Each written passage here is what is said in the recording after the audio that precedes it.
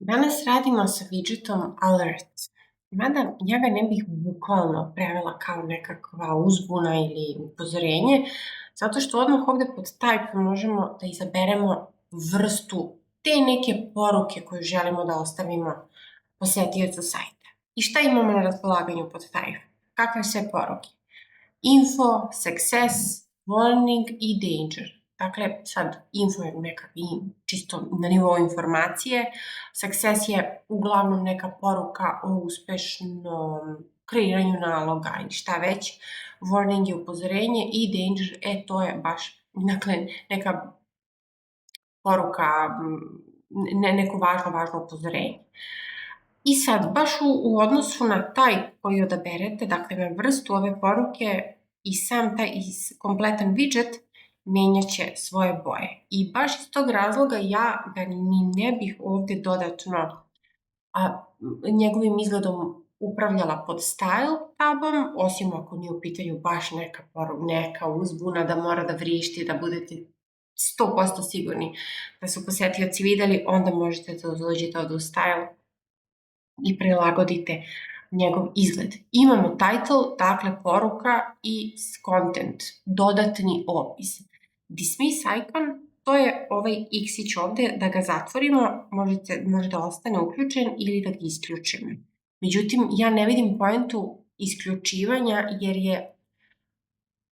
jer ovaj widget upravo postoji u takvoj formi da posetilac nakon što registruje ovu poruku može samo da je zatvori na strani i dalje da nastavi da konzumira sadržaj tog sajta.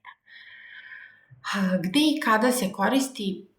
Pa, kao što ja nisam do sada ni jednom za klijente imala potrebe da koristim ovaj widget, ali kao što sam i već objasnila, ukoliko želite da ostavite neku poruku koja nije deo sadržaja, možda trenutno, evo info, radi se trenutno na sajtu, pa može neki elementi sadržaji nisu dostupni ili reloadujte stranu ili tako nešto.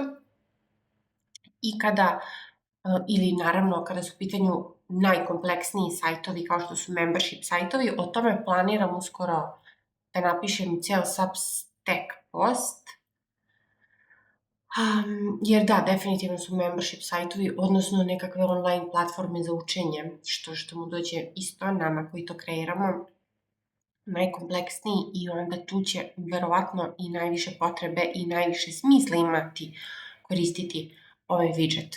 Nakon što kreiraju nalog, a dobro ste kreirali nalog, niste kreirali nalog, ukoliko ne postavite ne znam koje informacije, tu ćemo warning recimo da izaberemo čeka vas to i to ili materijali su dostupni još x dana i tako dalje.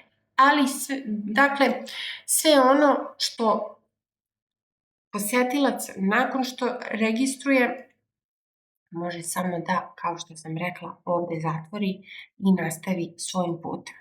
To je to, neću dalje da izmišljam ništa da bi ova lekcija trajala duže. U principu nadam se da vam je jasno i naravno stojim na raspolaganju za sva dodatna pitanja i čujemo se u narednoj lekciji. Ćao!